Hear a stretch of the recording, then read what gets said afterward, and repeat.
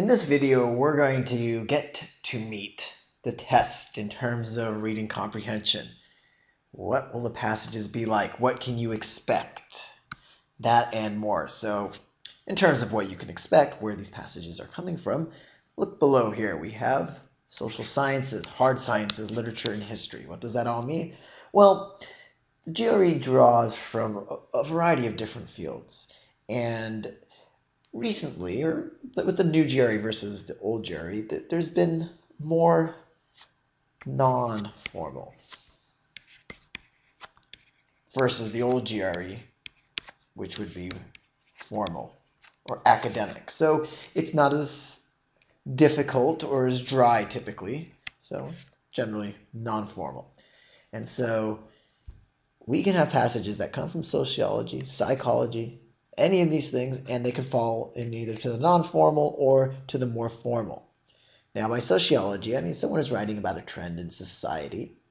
This can deal with anything with women's rights, all the way up to different migration patterns in a country, all the way up into why people act a certain way in society.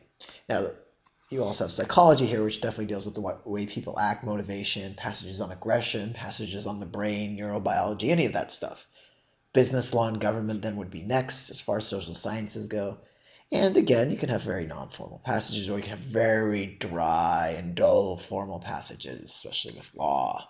And these passages, again, aren't necessarily difficult. It really depends on your background. So you'll have to know where your strengths lie. But know that passages can come from these different fields. And again, that's why it's important when you're prepping for the GRE not to just immerse yourself in a GRE prep book, but really to start reading widely and broadly, especially from these fields. So pick up a magazine, and if you notice a lot of GRE words in the articles, that's a great place to begin. What you probably don't want to read too much on your free time, though, is hard sciences. Hard sciences, physics, biology, and it's not necessarily a textbook so much as it's more specific. Zooplankton. Let's talk about one issue dealing with zooplankton. Okay, it could be very dry, very boring.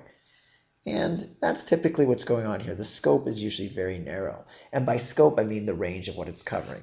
For instance, it won't just talk about physics and Newton's law of motions, because some people have learned about that. The GRE doesn't really want to give anybody an unfair advantage. And so what the GRE is going to do is pick something esoteric or unknown to most, even if they're familiar with physics and biology in general.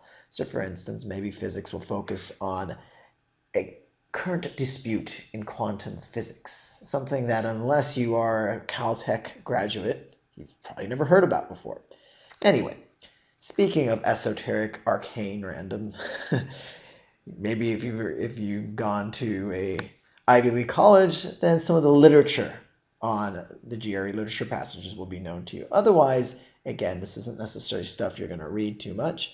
It could be perhaps about Virginia Woolf's use of characterization in her later novels. So again, something very few people know about. You don't want to have give people too much of an unfair advantage. And finally, history. Same thing goes here. It's usually pretty formal, though maybe sometimes a little bit non-formal, but tends to be dry. But if you're a history buff and you enjoy reading history on your free time, this sort of passage shouldn't really faze you too much. So really the main takeaway from here is know your strengths, know your weaknesses, brush up on those areas where you feel weaker, and as much as possible in your free time, do try to read works or articles that have GRE vocab. I mean, this can even be something like the New Yorker or Scientific American for some of the hard sciences. But anything where you expose yourself to the sort of material that will be coming up on GRE will be just as helpful as doing reading comp passages in prep books.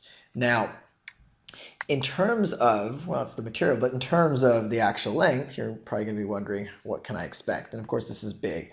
In general, and this is great news for many, actually I would say for most, if not everyone, the passages on the new GRE will be much shorter. You may have a long passage, and by 40 lines, let me set some margins here. That's what I'm doing here with my pen. The margins tend to be skinnier.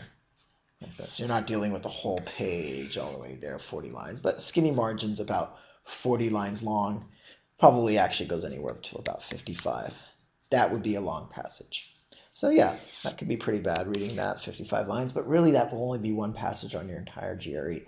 Most of the passages will be short critical reading passages. Maybe you may get a medium one thrown in there, but short passages, 15 lines, right about there. 1, 2, 3, 4, 5, 6. Not too bad.